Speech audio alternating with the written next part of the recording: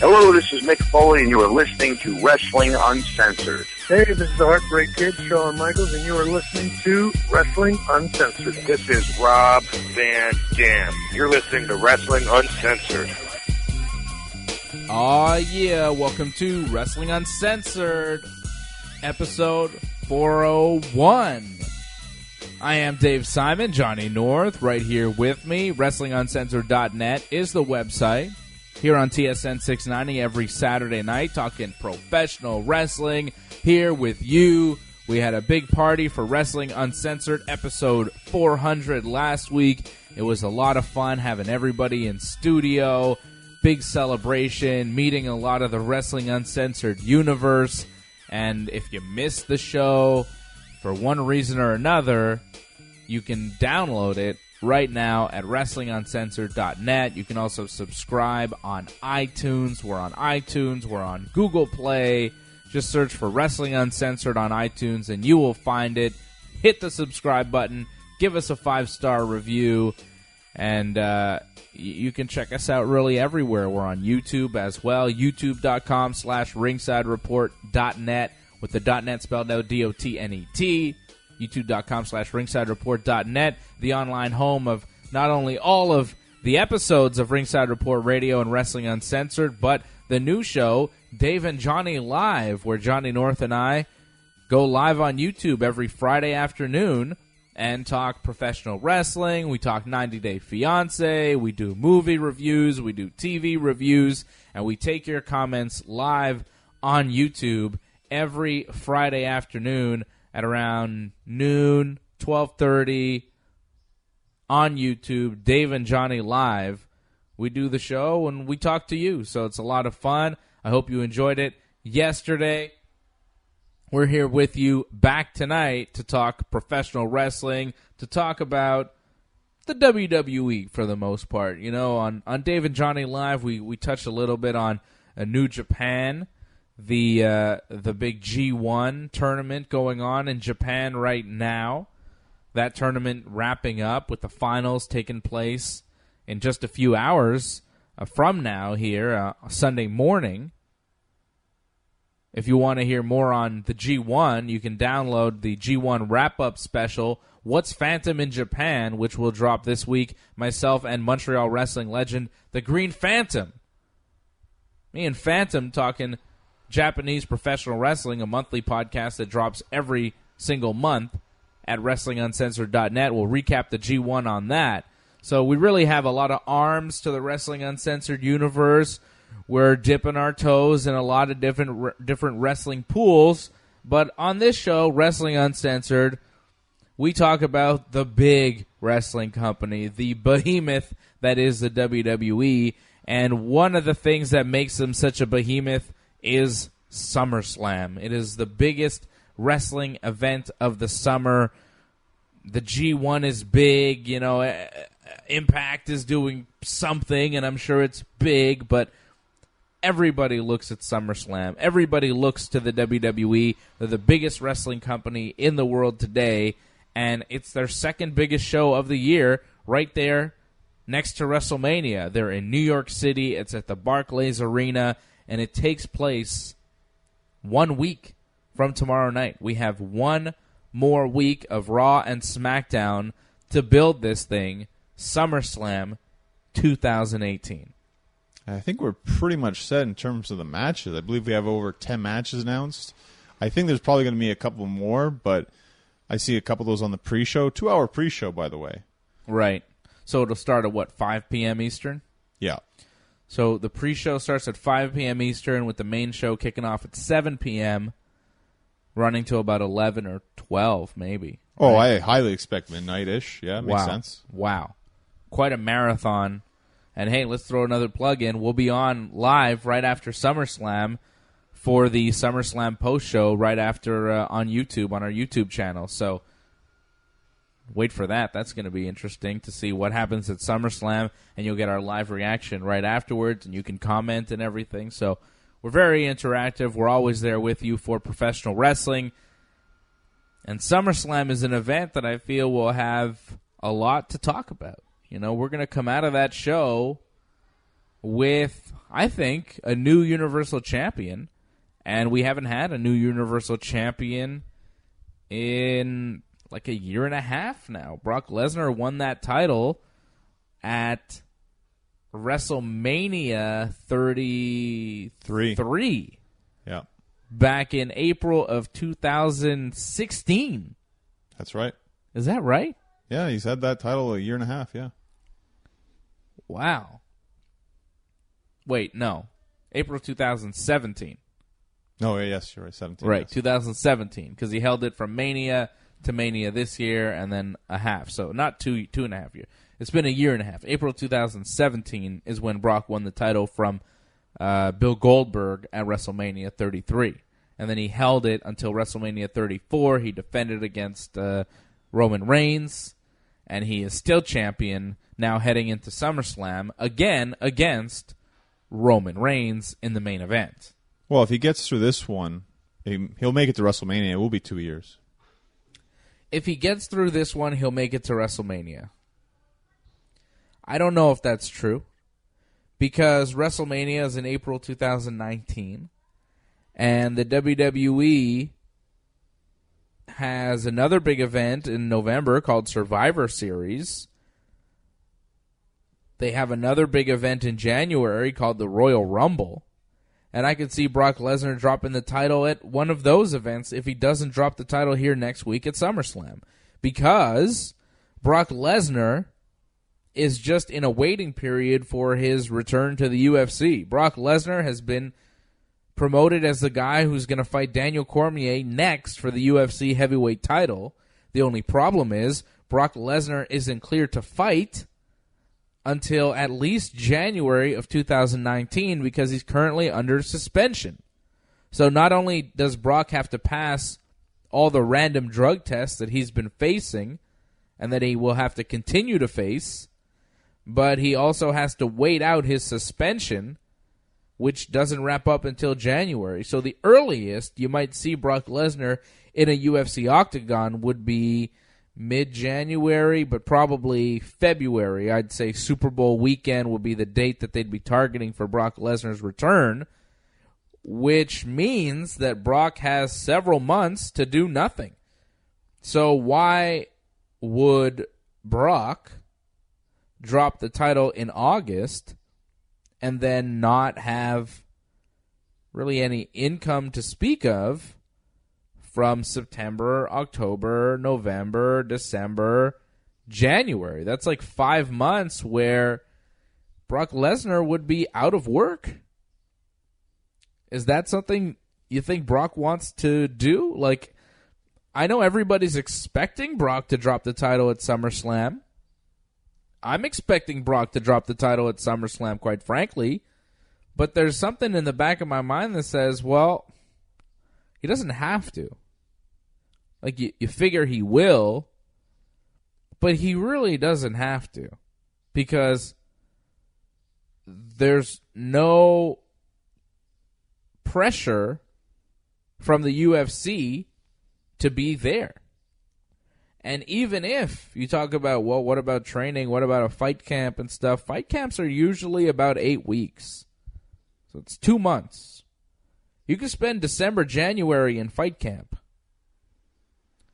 You can spend December and January in fight camp in preparation for your fight at the beginning of February, which means that at the very least, you've got September, October, November free and clear to do, train, keep in shape, whatever. But in Brock Lesnar's current contract with the WWE, he could be in shape, he could train, he could be at home, he could be doing all the things he needs to do, preparing to enter a fight camp in, say, December, while still appearing for the WWE, 4 to 5 times over the course of September, October, November.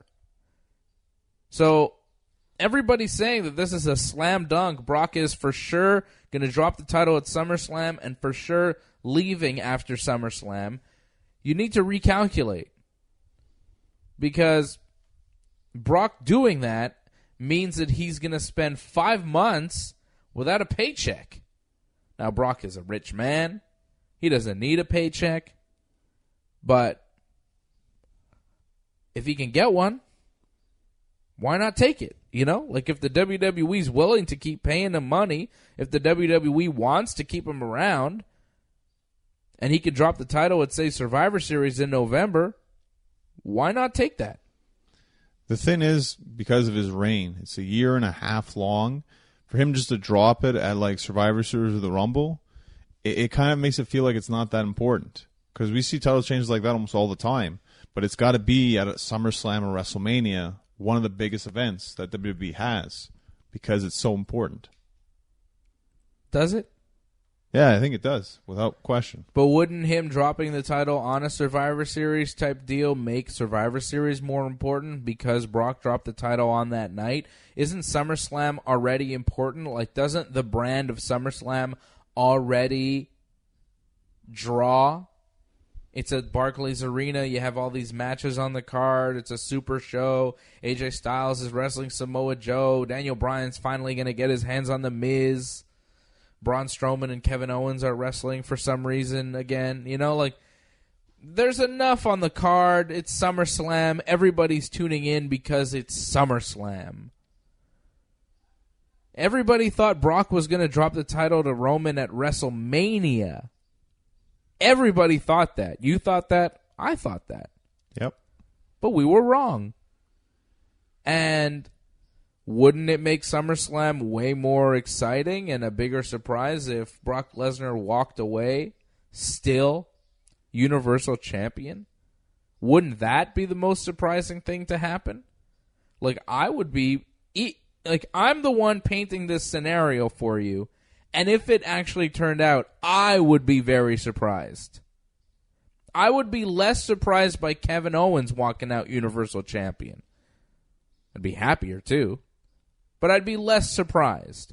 I figure Brock is going to drop the title here and go away, but now I'm starting to doubt that, you know, because that's what we always think, and it hasn't happened yet. Brock just won't go away. We can't get rid of this guy. I feel Brock retained at WrestleMania because they didn't want the crowd just to completely boo Roman out of the building when he'd won, right? Okay. And I feel now they have the backup plan. They have it finally where they can have Roman, he's beat Brock, win the championship, but then they can have a cash in so the fans can still go home happy. And everyone gets what they want. And I think they've set themselves up so they can finally pull it off at SummerSlam. I think you're right. I know. Thanks. No, I do. I think you're right. I think that what you're saying makes a lot of sense. You know? They want to put Roman over, and I think all this time, this whole Roman Reigns story with Brock Lesnar, he's never been able to beat him. You got to beat him at some point. Roman's got to get that win back from WrestleMania. So SummerSlam is the time. And you're right. The fans will reject Roman Reigns if he's the last thing you see at SummerSlam holding the title up high because people don't like Roman Reigns. They don't want to see him in that position. So, what do? Well, Roman gets the win on Brock because you want to preserve Roman as the strong guy, the top guy in your company. So he beats Brock. He wins a title.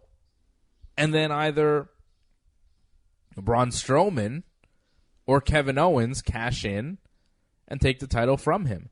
And I think Braun Strowman cashing in on Roman would get a good reaction, and I think Kevin Owens cashing in on Roman would get a good reaction. Even if Kevin Owens is being portrayed as this big heel that nobody likes and he's not supposed to be cheered by the fans because Roman is so hated that anybody taking something away from Roman Reigns would get cheered at that point. I think that, I mean, who else is a heel in the company? You know, like any heel in the company, no matter who it is, Drew McIntyre to, I mean, they don't really have many strong heels on Raw. I'm trying to come up with some, but Dolph Ziggler? Dolph Ziggler, you know, I guess those are the only other heels other than Kevin Owens. But Mojo Rawley. Wow. You're laughing, but it's true. It's rough. But I think any heel really could step into that, take the title from Roman, and would be cheered in that moment because nobody likes Roman. Well, I think a lot of the interest now is who's going to be Mr. Money in the Bank. Is it going to be Braun or is it going to be Kevin Owens? To me, that's the interest. And I feel this week, if you're a Kevin Owens fan, you got to be kind of worried because Braun Strowman 2 weeks in a row has been disqualified. They're trying to sell you on the fact that Braun could possibly lose the Money in the Bank briefcase. Yes, they are. Because Braun Strowman could lose the Money in the Bank briefcase to Kevin Owens here in this match by pinfall, submission, disqualification, or countout. So last week it was a countout with Jinder Mahal. This week it was a disqualification. Kevin Owens tried to steal the Money in the Bank case. Strowman chased him. Jinder kind of went after both of them. And when Braun was taking the case away from Owens, Jinder approached Strowman from behind, and Strowman kind of hit him with the case, which caused a disqualification. So Jinder winds up beating Braun Strowman here for the second week in a row, this time by disqualification. And yes, they are trying to sell you on Kevin Owens could beat Braun Strowman by countout or DQ and take this thing. Now, do you think that means it won't happen?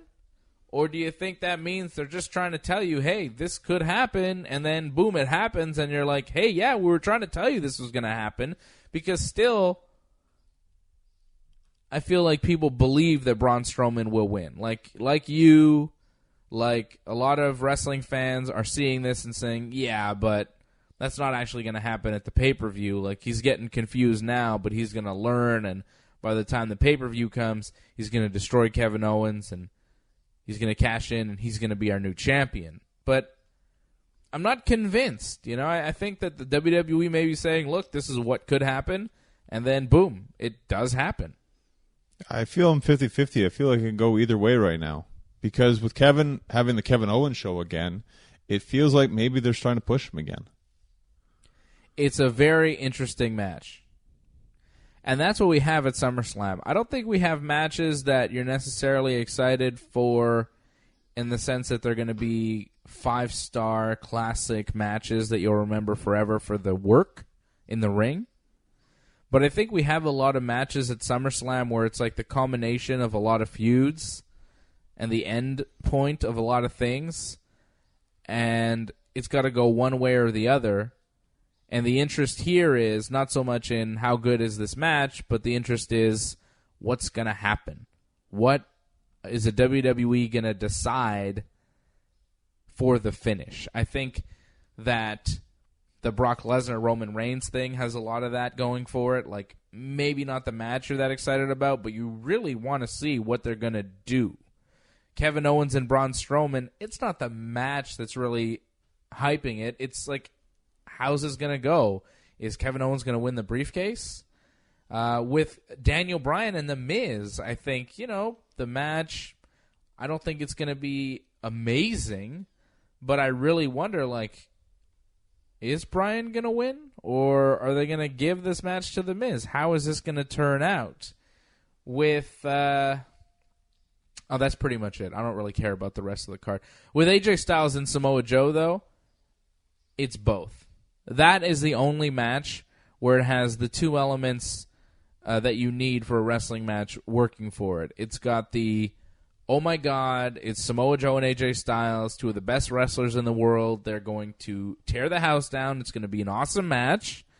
And then B, they're going to give the title to Joe here? And that's a question in my mind. So that, to me, is the match of SummerSlam. The WWE Championship match, high stakes. There's a lot on the line. I could see them giving the title to Joe, and I expect this match to be incredible. That's the one match on this whole card where you're like, yes, this will be awesome for sure, and something's got to give. Also, Ronda Rousey and Alexa Bliss. I can't forget about that. Don't forget about Ronda, as she stole the show at WrestleMania, and she might be able to steal the show here again at SummerSlam. And that match, too, I'm very intrigued because I could see them giving the belt to Ronda, but I could see them not wanting to yet. So that's another very interesting match at SummerSlam. We've got some compelling matches here coming up next week, and I wonder where the WWE is going to go on a lot of them. Well, I'm less intrigued by Ronda after her performance on Raw. Really? The match was nothing with Alicia Fox. It was a joke. Like, you knew that she was going to win right from the start. Like, Alicia barely did anything. Like, it was pretty much just a squash, and they built it up like it was going to be a big thing. Well, it was Ronda Rousey's first match on Raw. At least she wrestles on Raw. Brock Lesnar barely shows up, you know? I thought it was really cool that we're going to get to see a free Ronda Rousey match. What do you expect? She's not going to go all out. It's Monday Night Raw. It's one match. It's her first match on Raw. She hasn't wrestled that much. I think what we got from Ronda Rousey was amazing. I can't believe that they gave us a Ronda Rousey match on Raw. She's a special attraction, and they actually gave us one of her matches. That's very cool. When's the last time Brock Lesnar worked a match on Raw? I believe against Seth Rollins. Well, the match was kind of going to happen with Seth Rollins, right? But then Brock got suspended because he attacked everybody. So when's the last time a match actually happened with Brock Lesnar on Raw? It might be more like 14 years ago. Yeah, okay. So I don't care that it was a short match. I don't care that they didn't do much. Ronda Rousey wrestled a match on Raw. You got to tune in to a Raw on Monday night and see Ronda Rousey go to the ring and wrestle in a match. That's impressive. Didn't steal the show, though. I thought it was pretty cool. Those throws that she was doing to Alicia Fox, those look rough as hell. I enjoyed it. Did it not steal the show on Raw? What did steal the show? Ronda and Alicia main evented? And that's a legit main event right there. Ronda Rousey in your main event. She's one of the biggest stars in combat sports history. She's a living legend. I thought the Paul Heyman interview was probably the best part of Raw. Obviously not match-wise. There wasn't a lot of good matches on Raw. And maybe they did that on purpose because they knew the main event wasn't going to be that good. But I don't know about that. I mean, I don't know if they did that on purpose. I agree there wasn't a lot of great wrestling matches on Raw. But I was happy to see Ronda Rousey wrestle a match on Raw. I thought that was really cool that they gave that to us. Ronda Rousey's like a big star for the company. You know, she's like in the level of Brock Lesnar or Rock or somebody like that, and they don't wrestle on Raw. I think it's just a problem with the competition. Like, fine, that's cool, you get to see her wrestle, but when you see her against Alicia Fox, like, not for 1 second did I believe this was going to be competitive whatsoever. But it's her first match on Raw. It's her first match on Raw. Like, that's what is supposed to happen in your first match on Raw. You squash somebody. She's built up very strong. She's got a title match coming up. That's what's supposed to happen. If she's just going to run through the whole division, I'm not going to be that excited for this. Like Alexa Bliss, like, what's that going to be? Like, Alexa's even smaller than Alicia. And I got to believe this is going to be a competitive fight too? What do you think it's going to be? I think just a lot of shenanigans on the outside with Mickie James. Well, we saw in that thing with where Alexa tripped Ronda, and that gave Alicia like a shred of offense. That's what you're going to see is just a lot of milking with that. Yeah. But that's not good. That's not fun to watch. That's boring. Ronda Rousey and Nia Jax managed to steal the show at Extreme Rules. Money in the Bank, but that's because Nia looks threatening. Nia looks like if she used her full force could hurt Ronda. And it looked like at some points she was hurting Ronda the way Ronda fell out of the ring. Alexa Bliss, not for 1 second do I believe Alexa Bliss could ever hurt Ronda in any way. Yeah. That's a good point. So you don't have high expectations for the match? I think it'll be all right to watch because they're going to try hard to make Ronda look good, but I don't think it's going to be on the level of when you have Triple H and Stephanie, experts in their field, experts in WrestleMania main events, compared to Alexa Bliss, who, okay, she's been around for a year or two, but nothing great. I kind of enjoyed the Ronda-Nia match more than the Ronda tag match at Mania. Well, it was just cool because, again, we had such low expectations. Yeah. And the fact that Nia had her best match there. It turned out incredible. Yeah. If anything, they've kind of done this the wrong way where the Nia match should be SummerSlam. But I don't think they expected it was going to be that good. See, John, I think once again you're underestimating the talent of Ronda Rousey. I think this match with Alexa Bliss is going to be good because Ronda is an incredible performer. She's very, very good. And we had very low expectations for her and Nia Jax, and they stole the show. So I have high expectations for Ronda Rousey now because I've seen what she can do. She's very good. Well, again, they'll try very hard to make it as good as they possibly can. Just, again, before you didn't have a bar. Now they've kind of set a bar here. I'm not talking about Sheamus and Cesaro. They've actually set like a standard. Like we are the bar. They've set a quality level here with how good Ronda matches can be. So I don't know if they can match up with Alexa. That's up to Alexa and Ronda to find out. Have you been watching Alexa's matches? Like, it's pretty much the same old stuff. Yeah. A lot of this doesn't make sense. She just a lot of cheap stuff from behind. Why is she beating up Nia? Like, she's half her size. I don't get this. This doesn't make sense. Yeah, some of that stuff doesn't always work for me. Like, you're going to tell me she's going to escape Ronda's armbar like 3 times? And I'm going to believe that garbage? Like, Stephanie did it. Yeah. That wasn't that believable either. But, like, if you're going to have matches with Ronda Rousey, you're going to have to suspend your disbelief sometimes, you know? Because, I mean, every woman that Ronda Rousey steps into the octagon or the ring with, she could beat up in real life. There's not a single woman on the WWE roster that could take Ronda in a real fight. Not one. I don't care how big some of them are, how strong. They'd all go down tapping very quickly to Ronda Rousey. She's a professional, you know? None of them are professional fighters at a high level, at a world champion level like Ronda.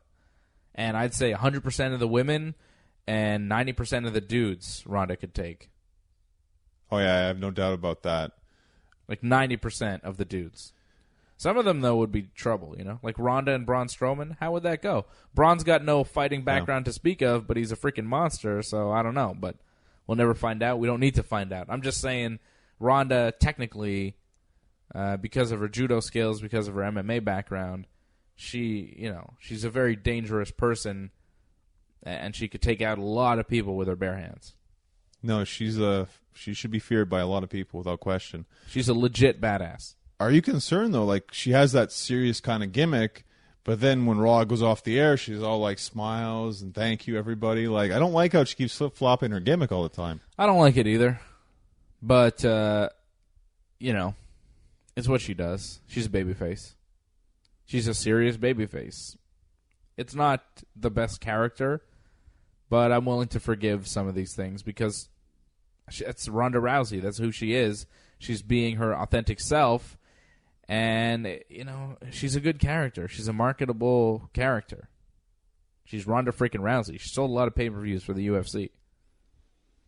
Well, pretty much it seems like they're starting this off where Ronda is just going to start this incredible run, it feels like. Obviously, I think she's beating Alexa at Summerslam. You think so? Eh? You think they're going to give her the title here? See, I feel like if they give her the title here, then what? Then, like, she just runs through the entire division and no one can stop her? Who do they find that can give Ronda trouble? You know, who's going to be the one to show up and be like, I will stop you, Ronda? Well, are we going to have to wait for another draft for Charlotte Flair? It seems like Charlotte Flair is the one that stops everybody. Right. I think the Rumble, the Women's Rumble, Charlotte will win the Rumble and then go to Raw to challenge Ronda. Makes sense. So it'll be Ronda versus Charlotte at WrestleMania for Ronda's title that she has held since SummerSlam. And that could potentially be a main event for WrestleMania. Yeah. What else are they going to use for a main event at WrestleMania? Roman Brock again? They're saying Roman and The Rock now. Roman versus The Rock. Yeah. Man, the promos that The Rock could cut on Roman. You're a disgrace to my family, jabroni. See, I think he'd be nice because they're family, right? I don't think he'd be as hard-hitting. That would suck. You'll get a lot of that cookie puss stuff again. You know? Ugh. Yeah, I know. Yeah, Roman Rock, I don't know if that'll be good. Is that really a rumored main event? Ugh. It makes sense, though. Imagine how bad that match would be. Oh, yeah, the match would be horrible. Wow. Don't you want Rock to go over, though? Everyone would want him to go over. Even his family would want him to go over. Yeah, he'd lose, though. Yeah. He'd lose to Roman just like the rest. And then the next night he'd be like, Roman, you're so good. Respect to you, Roman. You're the best. You're the guy now, Roman. Your yard. It makes sense. We're moving on from Brock. Brock had his reign, and as much as people didn't like Brock's reign, I thought it was highly enjoyable. Every time Brock comes out there, I care so much about what's going to happen. Every second. It feels like this is the most important thing right now. It's cool because Brock Lesnar is a big, strong, dangerous man who doesn't really care what the WWE wants or doesn't want him to do. So he's willing to go into business for himself. He's willing to do things that he might get fined for or whatever because he doesn't care. He doesn't need them. They need him more than he needs them.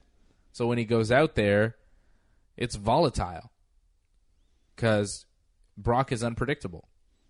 It's just too bad that it's always Roman. Just you could have changed it up, given us Bobby Lashley once. I mean, Bobby Lashley, Elias now, man. They gave us Brock and AJ Styles. That was fantastic. I think we should be thankful that ever happened. That felt like it was never going to happen, and then all of a sudden, oh, there it is, and it was amazing. We got that once, but we get Roman like 5 times. Like, I don't get it. Well, I get it because Roman's their guy, right? So that's why. But that's why. Bobby Lashley once, like, now it's Elias. Like, that's so bad. Like, yeah, all that Elias stuff is a little much for me. Like, I'm really tired of seeing Elias play guitar. Like, you come back from a commercial break, Elias is in the ring, and before he even says anything, he's just strumming on his guitar for what feels like hours. And I'm just like, look, if I wanted to see a big muscular man play crappy guitar, I wouldn't be watching Monday Night Raw. I'd go to a bar and try to find a muscular man to play guitar for me or something. I don't know what the hell this is. Who wants to watch that? Who wants to watch Elias play guitar and he's not even good? I think Vince likes it. It's terrible. It's so bad. This Elias stuff has got to stop. Like, I'm not going to go on and on about how much I dislike Elias, but, like, the promos are bad.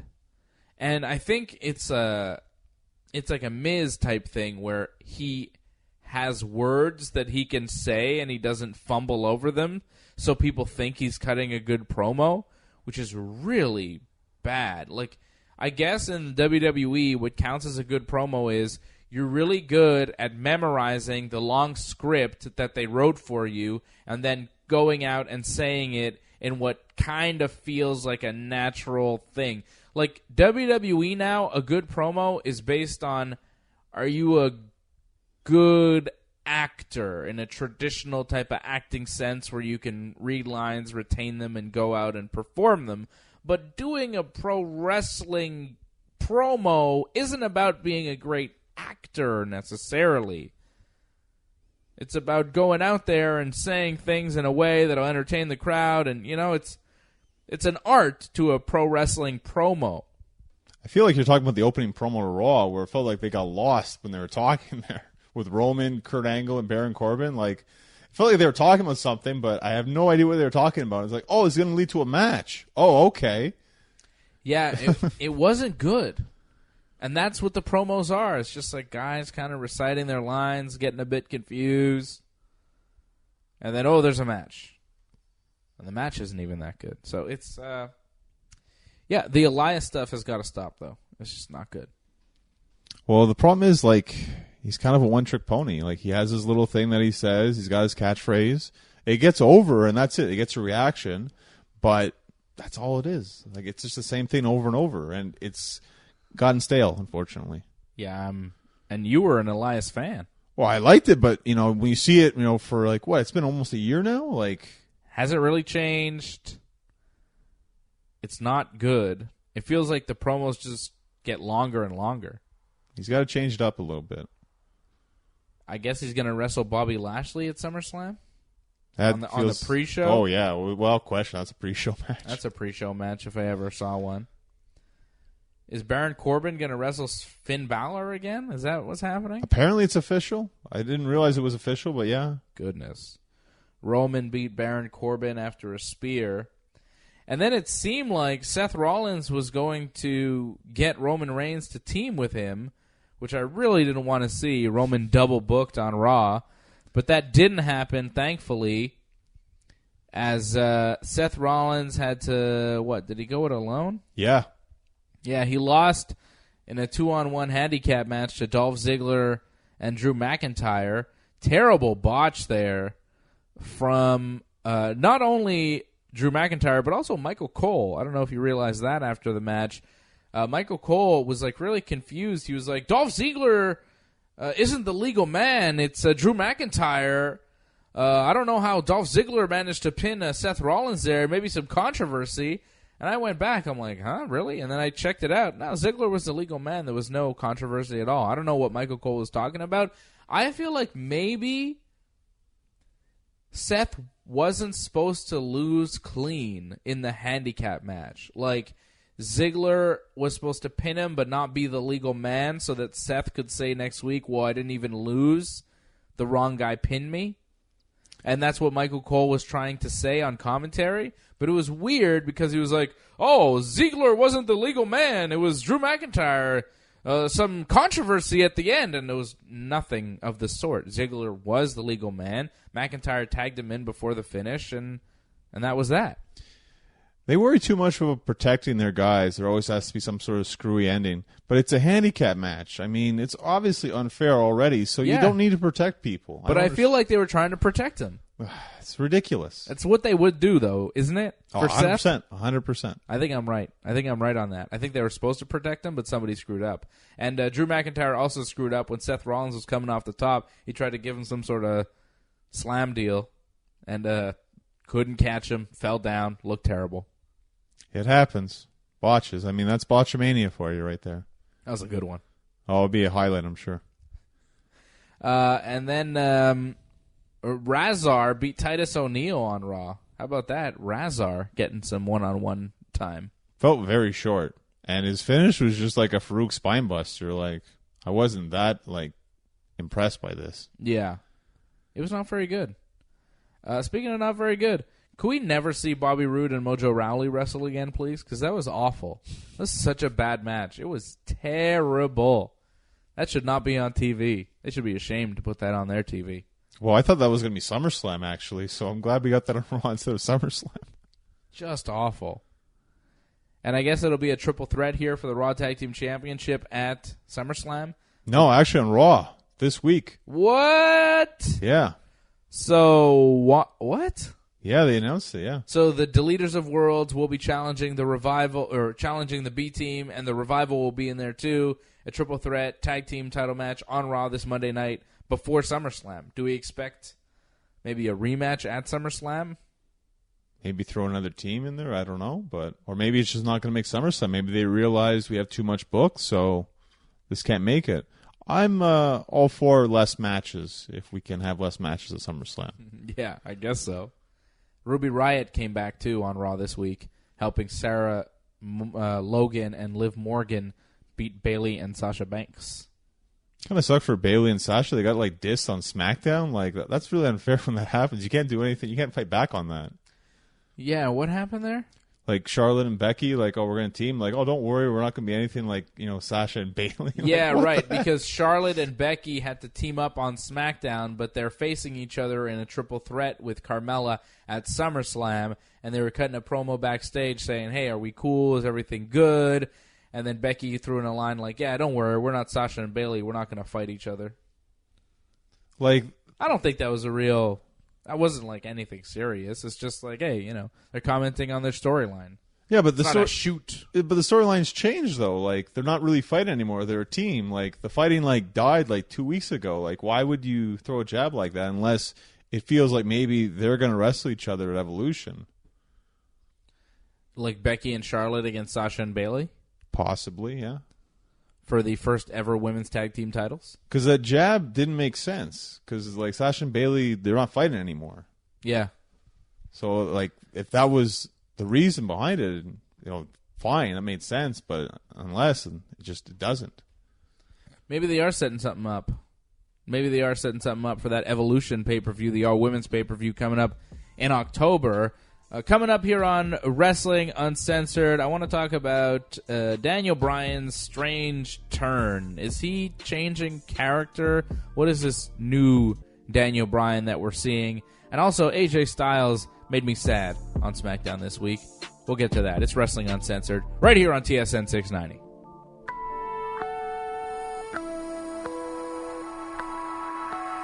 What's going on, y'all? This is WWE superstar Kofi Kingston, and you're listening to Wrestling Uncensored. Hey, this is Antonio Cesaro, and you're listening to Wrestling Uncensored. This is Curtis Axel, and you're listening to Wrestling Uncensored. Aw, yeah. Welcome back. It is Wrestling Uncensored. I'm Dave Simon. He is Johnny North. Follow us on Twitter. Follow me at Dave Simon MMA on Twitter and Instagram. Same handle, Dave Simon MMA. Follow Johnny North on Twitter at North Genesis, and you can follow him on Instagram at Genesis Johnny North. Of course, all the info for that at WrestlingUncensored.net. Johnny, AJ Styles this week cuts a promo in the middle of the ring. Last week on SmackDown, Samoa Joe said some things about AJ Styles, how he sacrifices his family life, how he cares about the WWE Championship more than his family, and he's a bad man, he's a bad father, and this and that. And then AJ Styles comes out on SmackDown this week, and he said some things. He said, "Look, I'm sad that I have to miss my kids' birthday parties, and I have to miss Little League games and this and that, but I've been married for a long time, and my wife knows that this is the life that we've chose, and I'm a WWE champion, and this is life as a pro wrestler." And it just, and AJ, he seemed a bit sad talking about it, saying, look, it's what Joe was saying was kind of true, and I do have to miss out a lot of things, and we know that's the life of a professional wrestler, but, I don't know what that promo was supposed to show for AJ Styles this week, because he was just basically confirming what Samoa Joe had said about him the week before, that, he is on the road, and wrestling does take a precedent over family life, but that's kind of the life of a WWE wrestler. Yeah, but he highlighted that. He said that, and he kind of just reminded AJ, this is what you go through. You sacrificed all this, and this is what you lost. And it's lit a fire under him. That's pretty much what the promo was. Okay, you say all that stuff. Now I want to smash your face in. Yeah. AJ seemed emotional and, very fired up. He got me excited about the match with Joe. He's like, my kids. We've been friends for years, and you're going to throw away years of friendship for the WWE title. And he's like, you're not even going to get it at SummerSlam. I'm going to take you out. I thought it was a good promo from AJ Styles, but it made me a bit sad. Poor AJ, Well, you're a father. That's why. Yeah. You feel that. You don't want to go through that for your son. I don't want to miss any of his birthdays ever, and the fact that AJ has had to miss multiple birthdays of his kids, it's rough, but that's kind of the life of a pro wrestler when you're on the road. When you work a job and you're not on the road, you get to come home and you get to take a day off when you need to spend time on your kid's birthday. Now, when it comes to the championship changing hands, I'm not too sure it's going to happen at SummerSlam. I feel like we're going to get a finish that's going to lead to another match. Just because I feel there's going to be a lot of title changes. Do we really need the WWE Championship just changing hands? It's just that changed hands too. I feel like it's got to be a big deal. I don't think AJ drops the title here either. But maybe eventually. Yeah, I could see him dropping it to Joe maybe at the next pay-per-view or the one after. But I'm with you. I don't think this is going to be the last match between them in this feud. I think this is just the beginning. I kind of feel the same way about Daniel Bryan and The Miz. I feel like no matter what, this is going to happen again. There's going to be a rematch at the next pay-per-view, which will be Hell in a Cell sometime in October? I think September. September 16th. In San Antonio, Texas. Comes quick. I could see Bryan and Miz maybe even in a Hell in a Cell match against each other. Yeah, that would make a lot of sense. Yeah, for sure. Miz has nowhere to run. He's got to face Daniel Bryan. I could see Miz cheating to win this one and then having to face him in a Hell in a Cell for Bryan's revenge. Well, given Daniel Bryan's kind of new attitude, it would make a lot of sense. Yeah, I mean, first he's like attacking The Miz when The Miz has his baby there with him, and now he's like attacking The Miz backstage, and then Miz hits him with this big glass vase, and Daniel Bryan goes down, Miz escapes, and then Bryan just kind of rises up like a monster, like he's Kane, and then just kind of stumbles away. It was very like Braun Strowman-y of Daniel Bryan there. You know, it was very odd that he would get up after that. Normally in wrestling, you get hit with a big glass vase, you stay down until the shot's over, but Daniel Bryan gets hit, Miz walks away, and then you see Bryan rise up and walk off. It was an odd choice, you know, because you keep him laying, you build sympathy, and you're like, will Daniel Bryan even be at SummerSlam? Will he be on Smackdown next week, right? But him standing up and just kind of walking away looking like he was going after The Miz, he's kind of like a zombie that you just can't kill, you know? He's just like this demon who gets taken down, but then he gets back up, and he's just out for revenge. He doesn't care if you got your baby in the ring. He doesn't care if you hit him with everything. He's going to keep on coming after you because he is deadly focused on The Miz. He wants to take out The Miz. And I feel like maybe we're seeing Daniel Bryan become Kane. I mean, not fully become Kane, but like maybe he's gained some of Kane's powers. We saw with Team Hell No like a month ago when Bryan did the fire thing and he was able to light Kane's pyro with his arms. You know, Bryan had the Kane powers. It seems like Daniel Bryan is like changing the character here, or he's demonic. He's maybe got a little bit of that Kane in him now, which is kind of cool.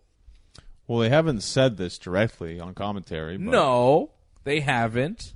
I'm just reading into it. I'm watching, and I'm like, this is a weird way to book Daniel Bryan. When he got up, weren't you like, I didn't think he was going to get up there. And the way he kind of walked and stumbled away, it was like, yeah, that's not typical Daniel Bryan. Like, he wasn't selling. He was just like a zombie walking off after getting taken out. I think they really wanted to show his face, his reaction to that whole situation. I figured he would be bleeding, and I figured that would just make it a lot more personal, this whole feud. But no, it's just him being angry. But I guess they're trying to sell the fact that he's kind of somewhat out of his mind at this point, that this is really personal, and they're trying to make this as personal as they possibly can with Daniel Bryan and The Miz. I feel it's somewhat one-sided, though. We're going to The Miz, but we're not going like to Daniel Bryan's home. You know, like The Miz, we're going to his like home set for his show. He's bringing his child, but this hasn't got personal on Daniel Bryan's level. Well, I think it's already personal because it doesn't have to do with Miz's family. Like, Bryan doesn't care. It's not a family thing. It's a Bryan and Miz thing. Like, Miz said all these things about Daniel Bryan, how, you know, he worked too hard and his wrestling was too intense and that's why he couldn't wrestle anymore. And, I mean, he was really going after Bryan way back when Bryan was retired on that Talking Smack, and that's where it all started. And Bryan wants revenge, and now he's able to get in the ring and get his revenge on The Miz because The Miz runs his mouth, and he doesn't know when to shut up. And Bryan is going to shut his mouth. And I want to see Daniel Bryan lay a vicious beating on The Miz at SummerSlam. That's what I want to see. I want to see Bryan bring the violence. I want to see Daniel Bryan lay a Brock Lesnar-style beating on The Miz at SummerSlam. Just vicious. I want Miz to be bleeding. I want blood at SummerSlam. Well, I think in the Brock match, maybe you'll get that. No, I want Miz bleeding. I want Bryan to punch him in the face like he says he's going to and knock some teeth out. I feel this is going to be the opening match on SummerSlam. No, I don't think so. Where do you see this? Like in the main events? Like, yeah, I'd say late, like in the middle to late portion of the card. It's a big match. I know, but I feel this is several years in the making here. I feel they want a match to get people into it. Daniel Bryan, I believe, Money in the Bank against Big Cass was the opening match. I could see Dolph Ziggler, Seth Rollins for the Intercontinental title opening up SummerSlam. I could also see AJ Styles and Samoa Joe for the WWE title opening up SummerSlam. I think you'll get a lot more criticism if that would happen. So what? I don't think it's worth the criticism. It's not worth the headaches. No, Bryan and Miz is not the opener.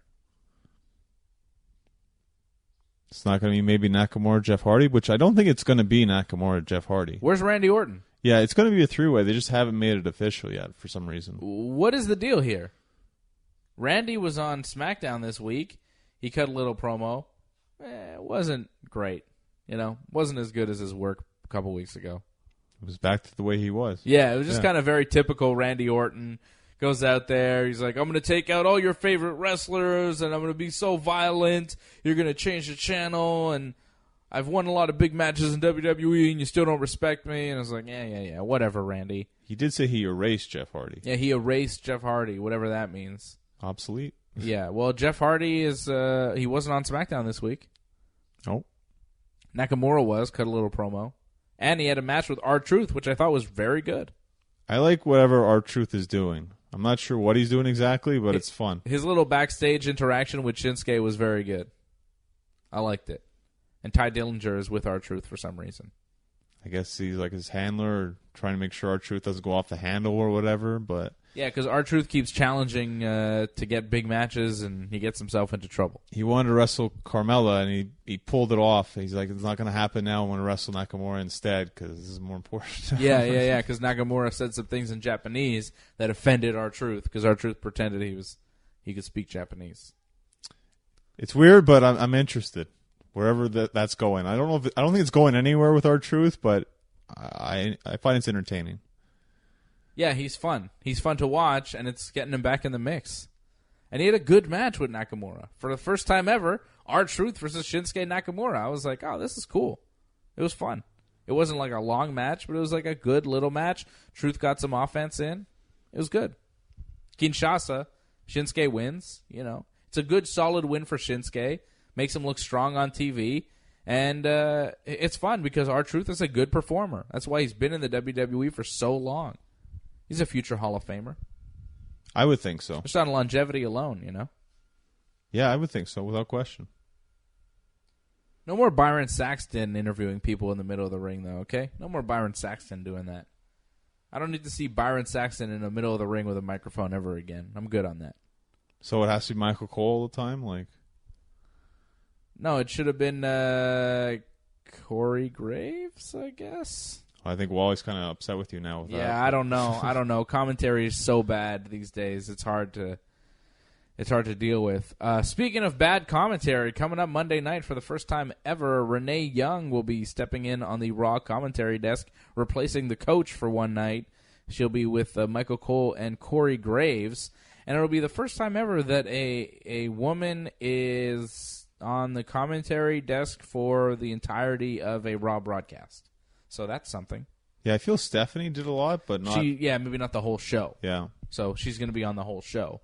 Which, I think it's cool that they are breaking a new barrier for women. I think that's cool.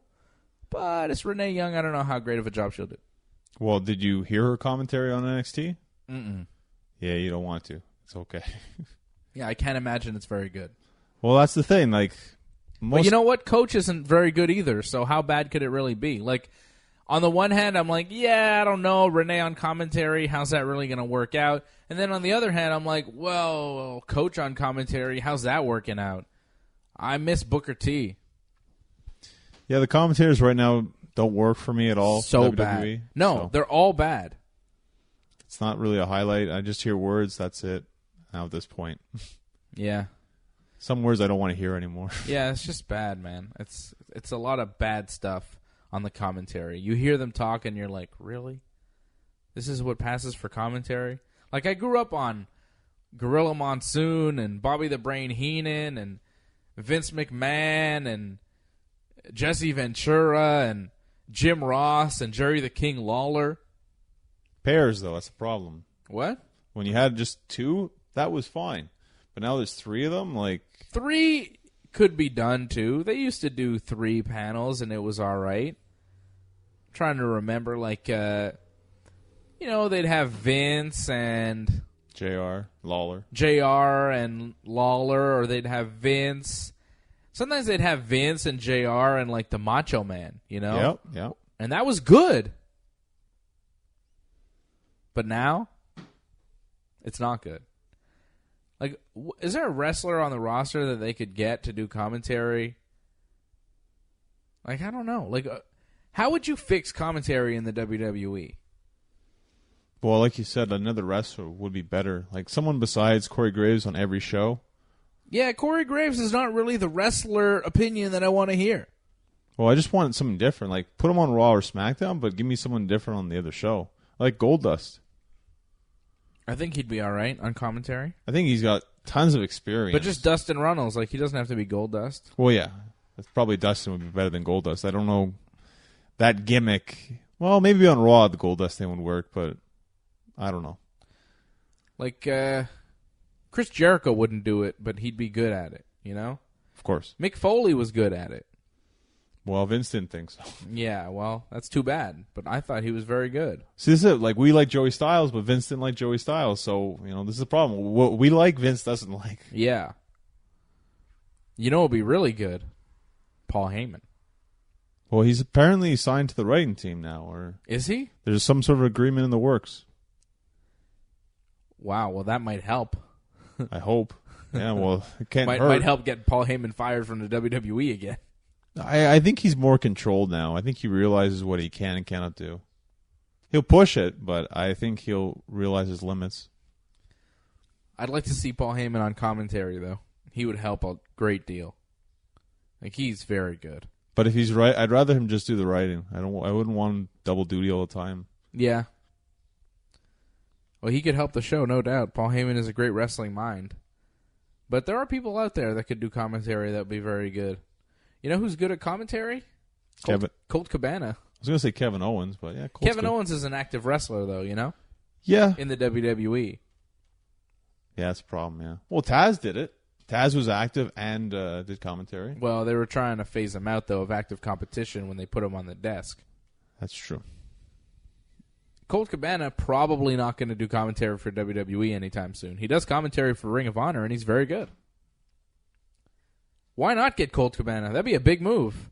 I mean, maybe they're on Colt Cabana's side, right? The enemy of my enemy is my friend. And Colt Cabana, of course you know Colt Cabana. He was CM Punk's buddy. He does the Art of Wrestling podcast, which is a great podcast that I highly recommend, that I still listen to. I actually listened to a few old episodes this week because he's changed the format of his show, and I took a listen to some Art of Wrestling episodes this week, and I was very entertained. So I'm a big fan of Colt Cabana. I like him a lot. He's been an inspiration to Wrestling Uncensored in many ways. He had the podcast with CM Punk where Punk said all these things about Dr. Amen, the WWE doctor, and then that doctor sued Punk and Cabana for defamation and wound up losing the lawsuit. Punk and Cabana won, so they didn't have to pay him millions of dollars that he was seeking. But throughout that process, Cabana had all these legal fees, hundreds of thousands of dollars in legal fees, that it seemed like he thought Punk was going to pay for, and Punk maybe said he was going to pay for the legal fees, but now Punk is saying that he only wants to pay for half of the legal fees, and maybe there was never a real agreement on how much of Cabana's legal fees Punk was going to pay. So Cabana is now suing CM Punk for said legal fees, which I never understood. Like, I've never sued anybody. I've never been sued, and I really hope I never do get sued. John, you better watch your mouth on this show. I'm less worried about you than I am about AJ on Ringside Report Radio. I think if I ever get sued, it'll be his fault. But let's just say I don't know much about that process. I would say that I don't understand suing for legal fees. Because don't you have to pay a lawyer to sue for those legal fees? Right. Who's paying for that? He's going to have to pay for it. He's paying for that. Yeah. So is it worth it?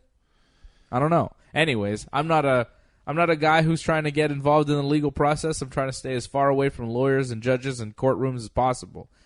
Those aren't places you want to be, right? If you're in a courtroom, if you're in even if you're not the defendant, even if you're the plaintiff, something bad has happened. If you're in a courtroom, nothing good has happened in your life leading up to this point.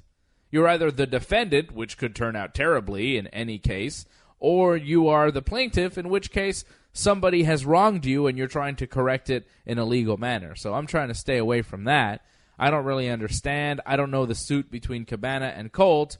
My fundamental point in all of this is if you're the WWE and you sued, well, your doctor, but they gave him the money to sue Colt and Punk. So if you're suing Colt and Punk and you're the WWE, you don't like Colt and Punk, but now if Colt is suing Punk, maybe you're friends with Colt and you want to sign him to the announcing team as a final FU to CM Punk. Yeah, I could see WWE doing something like that. It makes a lot of sense. And he'd be a great asset to the announcing team. Colt Cabana, if he were a new guy, like if Colt Cabana were on the Smackdown announcing team, it would be fantastic. No more Corey Graves. It's now Tom Phillips, Byron Saxton, and Colt Cabana. That becomes a way more enjoyable show. Well, Colt Cabana is the answer to the WWE's announcing problems. He's still on the blacklist, though. You got to get off that blacklist. I mean, you got to start talking to Triple H.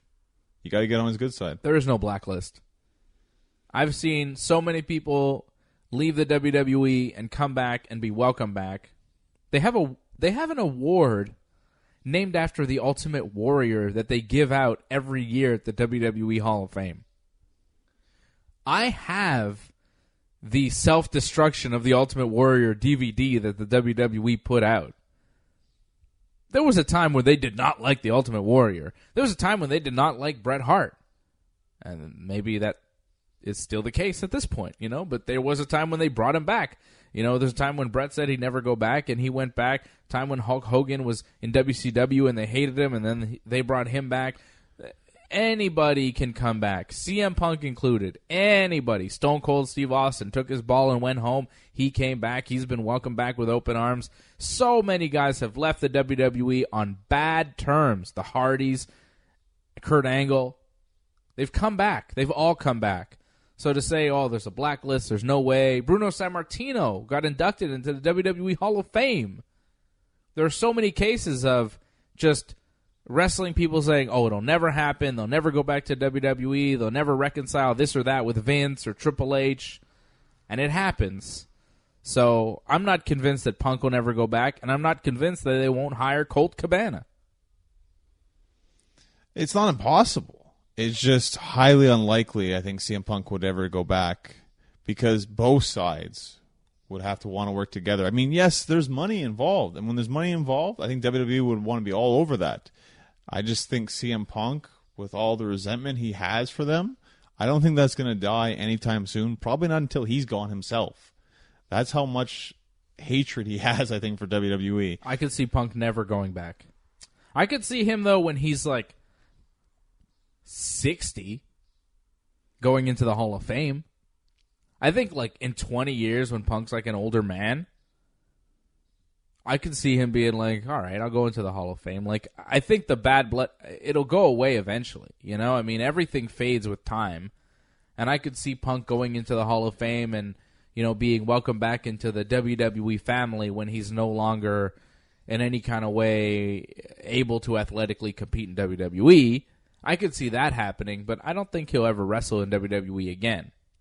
I could see Colt Cabana getting hired to do commentary tomorrow. Yeah, Cabana, a lot more possible than Punk. You would need someone like Shane McMahon to step in and help with the CM Punk situation just for the Hall of Fame. Because I don't think he'd ever want to say hello to Triple H. That'd be the hardest thing. That's kind of like how Bruno and Vince was. We're talking 20, 25 years down the line, John. It's not going to be Triple H. You're going to be dealing with Triple H's daughter. Okay. Yeah. Or Shane's son. That's how the WWE works. You're going to pass it on. 20, 25 years, Triple H is going to be like 70 years old. Yeah, he can make it. I don't know if he'll still be doing the majority of the negotiations, Well, they're going to pass it on to the next generation, brother. Vince is still doing it, so. Good chunk, anyways. Triple H is taking over a lot of it, though. Time will tell, right? Time will tell. Johnny North, we have some big news. At the end of the show, we have reached the end of the show here. But usually at the end of the show, I say, when's your next match? When can people see you in the ring? And the past few weeks, you've been like, I don't know. We didn't have an answer, which I've been kind of worried about. But now, finally, we have an answer. Johnny North, when's your next match? When can people see you in the ring? It's going to be September 18th for Drew Onyx, Torture Chamber Show, 4325 Industrial Boulevard. Bell time's 2 p.m. I don't know my match yet, who I'm wrestling, but I will be on the show, wrestling. I'm glad we have a date now. We could circle on our calendar the next Johnny North match. So Wally out in Ireland, get ready to come back September 18th for Johnny North's next wrestling match. Same day as Hell in the Cell. Oh, there you go. You can watch Hell in a Cell with us. I don't expect him to come back like next month. He was just here. I don't expect a man from Ireland to come here every month. But if you are in Montreal, or if you are in the Quebec or Ontario area, if you're in Canada, basically, I expect you to make the trip to see Johnny North wrestle on September 18th. And then you could watch Hell in a Cell with him that night. How about that? Sounds good. There you go. Follow him on Twitter at North Genesis, on Instagram at Genesis Johnny North. You could follow me on Twitter and Instagram at Dave Simon MMA. WrestlingUncensored.net is our website. We are here on TSN every Saturday night talking professional wrestling. Follow us on iTunes. If you missed this or any episode of Wrestling Uncensored, if you missed our special 500th episode, or 400th, whoops, I'm getting ahead of myself here, our 400th episode of Wrestling Uncensored, you can download that right now on our iTunes feed. Go search Wrestling Uncensored on iTunes. You can also download What's Phantom in Japan with a new episode, myself and Green Phantom talking about Japanese wrestling. That'll drop this week at WrestlingUncensored.net. We also have Ringside Report Radio, the Dave and Johnny live show. There's so many shows available on our YouTube feed, on our iTunes feed, and at WrestlingUncensored.net. All the info is there. You got links to our YouTube channel and everything easy for you, accessible on the online home, WrestlingUncensored.net, with a new look. You could check out the website. We got slightly an updated look, new look to WrestlingUncensored.net, so go check that out. I want to thank Marco and Jimmy for helping us out back at TSN 690, and a big thanks to you for listening. For Johnny North, I am Dave Simon, and this has been Wrestling Uncensored. Yeah, yeah. Yeah.